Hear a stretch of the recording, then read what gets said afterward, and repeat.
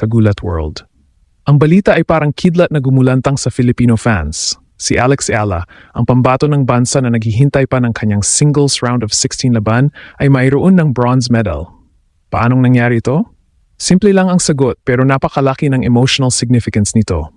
Ang medalyang ito ay nagmula sa women's team event kung saan naglaro at nagwagi ang buong delegasyon ng Pilipinas bago pa man magsimula ang kanyang individual campaign.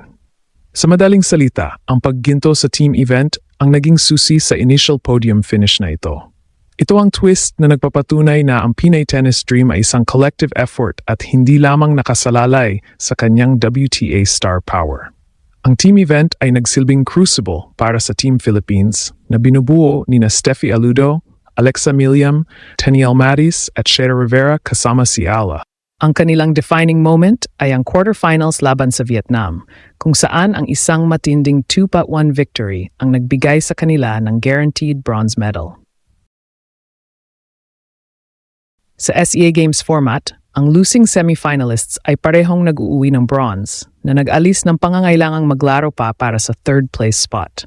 Bagamat nalampaso sila ng host country na Thailand sa semifinals, ang fact na nakapagbigay sila ng medal sa bansa bago pa man magsimula ang pinakahintay na singles, kung saan si Ala, ang heavy favorite, ay isang massive emotional victory. Ang emotional conflict dito ay matindi.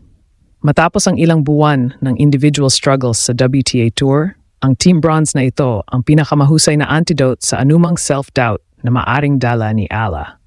Ipinakita ng Team Victory na kaya nilang manalo sa international stage na nagbibigay ng bulletproof confidence bago ang kanyang singles debut.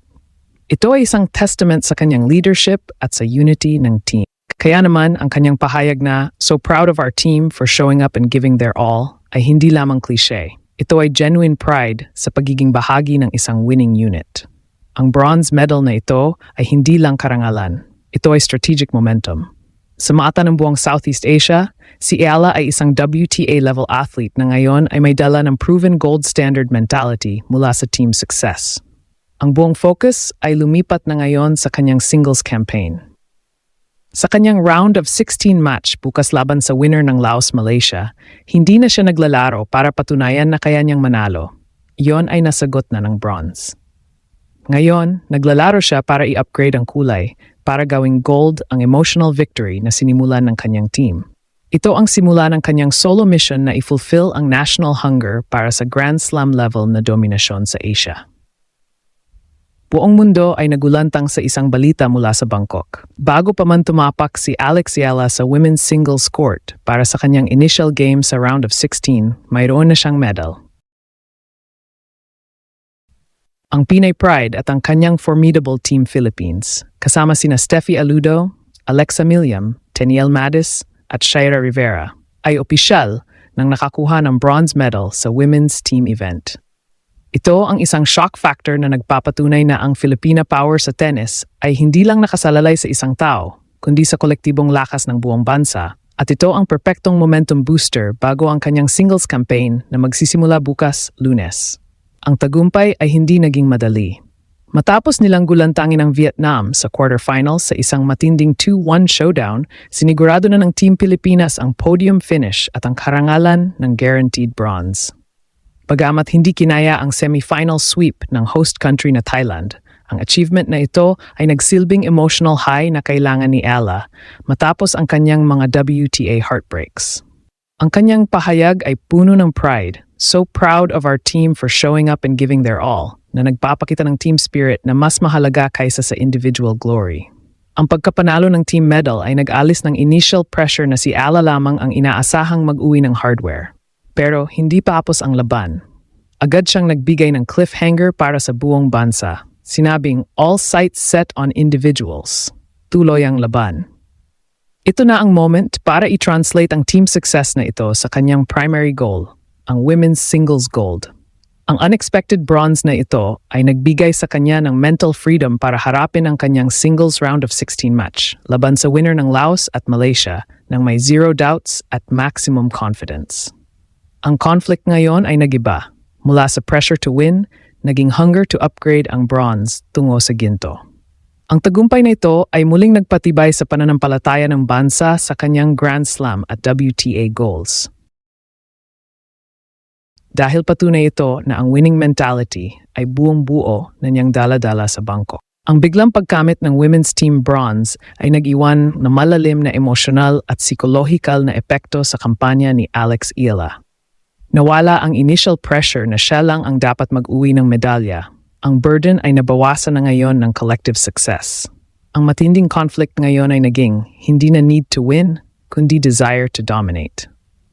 Ang bronze ay nagsilbing emotional foundation para sa kanyang solo mission na i-claim ang women's singles gold, isang medalyang traditionally inaasahan mula sa Pilipinas, ngunit hindi pa laging nasusungkit. Ito ang pagkakataon ni Eala na i-finalize ang kanyang Pinay tennis legacy sa Southeast Asia. Ang kanyang singles campaign ay magsisimula sa round of 16 bukas, Lunes, laban sa winner ng match ng Laos at Malaysia. Sa technical, ang mga kalaban niya ay miles away sa level ng mga WTA players na nakasanayan niyang harapin. Ngunit ang bronze medal ang nagbigay sa kanya ng tactical na bentahe. Maaari na siyang maglaro ng may maximum aggressiveness at minimal fear sa kanyang unang laban. Ang round of 16 ay magiging perfect stage para i-apply ang lahat ng learnings niya sa WTA Tour. Ang precision, power at mental toughness nang hindi nag-aalala sa upset dahil mayroon na silang medalyang na ibigay sa bansa. Ang kanyang paglalaro sa team event, lalo na sa semifinal laban sa Thailand, kahit natalo, ay nagbigay sa kanya ng court time at rhythm na kailangan niya. Nagbigay ito ng pagkakaon na ma-adjust ang kanyang teaming at footwork sa surface ng Bangkok nang hindi direktang sinasalubong ang singles pressure agad-agad. Ngayon, ang confidence na nakuha niya sa team environment ay dadalhin niya sa singles court. Ang bronze ay hindi destination, kundi launchpad para sa mas mataas na tagumpay. Ito ang muling pag-aapoy ng kanyang Grand Slam at WTA goals. Na upang makarating sa tuktok ng mundo, kailangan niyang simulan sa absolute domination sa Asia. Ang focus ng mga Pilipino ay ngayon ay intensified. Ang excitement ay hindi na lang para sa kanyang international career, kundi para sa national glory. Kaya naman, ang kanyang unang laban-laban sa low-ranked opponent ay kailangan niyang wakasan ng mabilis at flawless. Kailangan niyang magbigay ng statement na ang bronze ay simula lang. Ang kanyang solo journey ay magsisilbing rallying point para sa buong bansa. Patunay na ang Pinay pride ay hindi kailanman sumusuko sa pagsubok. Tuloy ang laban, at ang tanging target ay ang makasaysayang singles gold.